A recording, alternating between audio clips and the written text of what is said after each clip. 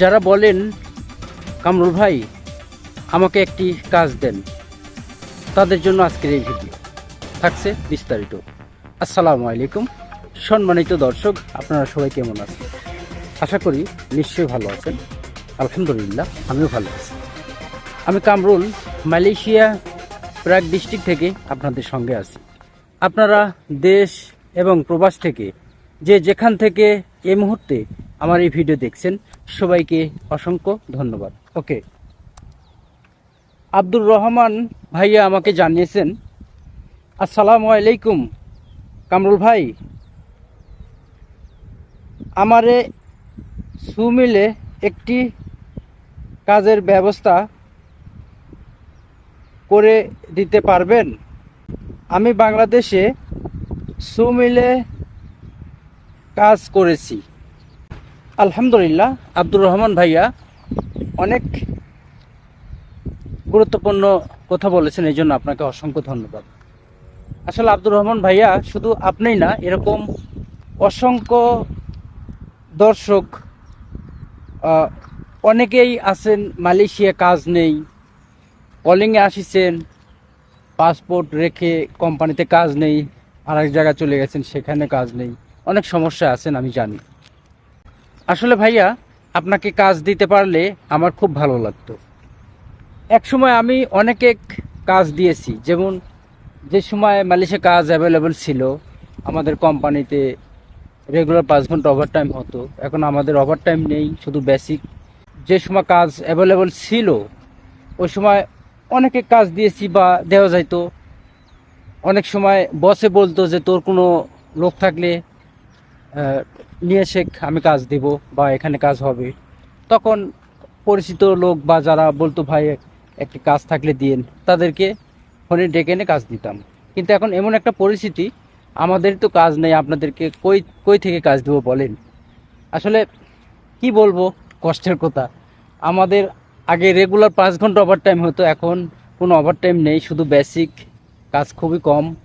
আর আমাদের 4টি কোম্পানি, আপনারা হয়তো অনেকে জানেন, 4টের মধ্যে 3টে সোমেল, একটি ফার্নিচার কোম্পানি। তো আমি ফার্নিচার কোম্পানিতে কাজ করি।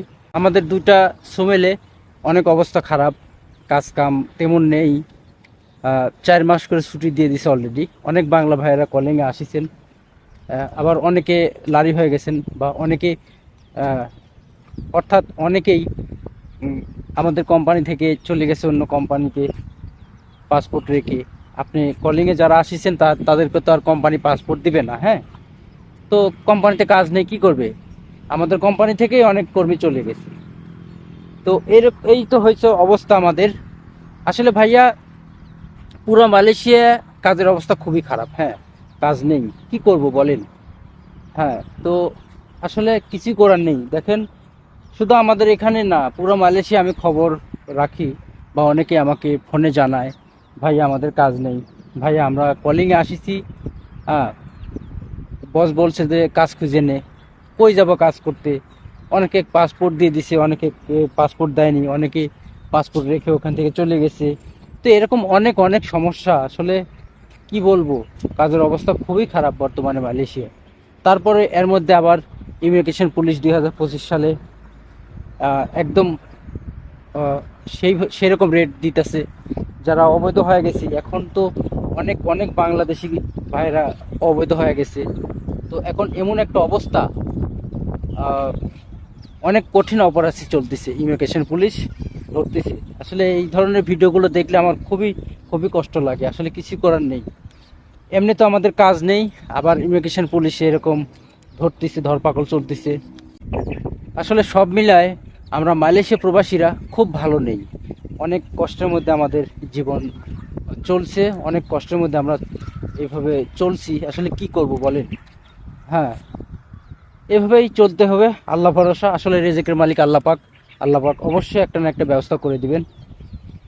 আসলে প্রিয় দর্শক, যারা আমাকে কমেন্টস করেন ভাইয়া কাজ দেন, সোমেলে কাজ দেন, বা আপনার ফার্নিচার কোম্পানিতে দেন, যে কোনো একটা কাজ দেন, আসলে আমার কাছে কাজ থাকলে বা এরকম কোনো ইয়ে থাকলে অবশ্যই আপনাদেরকে কাজ দিতাম। তার কারণ আপনারা কাজ করে আপনারা টাকা নেবেন, আমার তো লস নাই বা আমার তো সমস্যা নেই।